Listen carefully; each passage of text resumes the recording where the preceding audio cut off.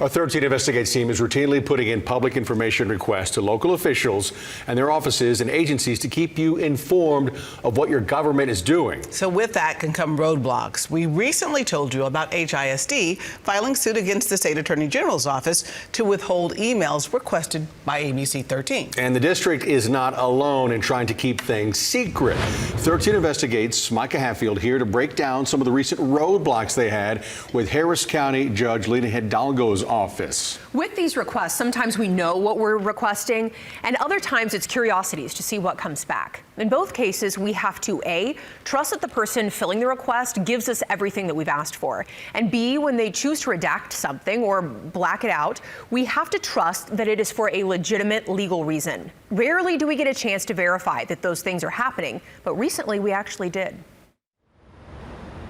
ABC 13 broke the news back in July about Harris Health's plans to condemn 9 acres of Herman Park adjacent to Ben Taub to expand the hospital. The land donated to the city by a Houstonian in 1914 was supposed to go back to the family if it was no longer needed as parkland, per the deed. Sources told ABC 13 at the time that these plans had been in the works for years. But the family of the donor says they only found out about the plans to condemn the land from us this summer. We wanted to know who knew what when. 13 Investigates sent public records requests to all 4 Harris County commissioners and Judge Lena Hidalgo's office for copies of emails mentioning Herman Park, the Taub family, and other key words related to the plans. We got 9 emails back from Precinct 2 Commissioner Adrian Garcia's office. Taxpayers are paying for this work to be done. They should know what's going on. The emails included this one from the president and CEO of Harris Health, canceling a press conference scheduled for June and replacing it with one at the end of July after the presumed approval to condemn the parkland. Quote, your participation in this press conference is essential to show community support for this important and historic expansion for needed health access for all residents of Harris County, end quote. What appears to be the same email, also sent to Judge Hidalgo's office, was released to us. We only know because we can see bits and pieces. The rest, her office redacted or blocked out.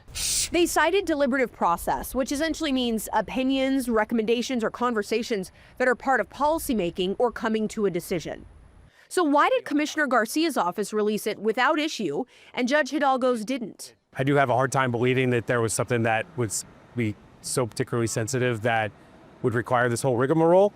We're more of the opinion that would just put this stuff out there. Childhood education. Remember when Judge Hidalgo tried to get a penny tax passed to fund daycares? Shortly after, we asked Judge Hidalgo's office for emails mentioning the words property, tax, taxes, childhood, and ARPA. This was one of the emails we got back. You see it's blacked out. They redacted one version of it, but included it a second time.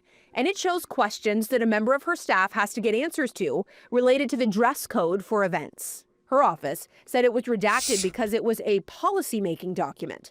But what does knowing the dress code have to do with Harris County policies? 13 Investigates also asked for emails between Judge Hidalgo, her top staffers, and Baker Ripley. That's one of the partners in the early childhood program. Her office sent us almost 2,000 pages worth of emails. We looked through them and didn't find anything notable.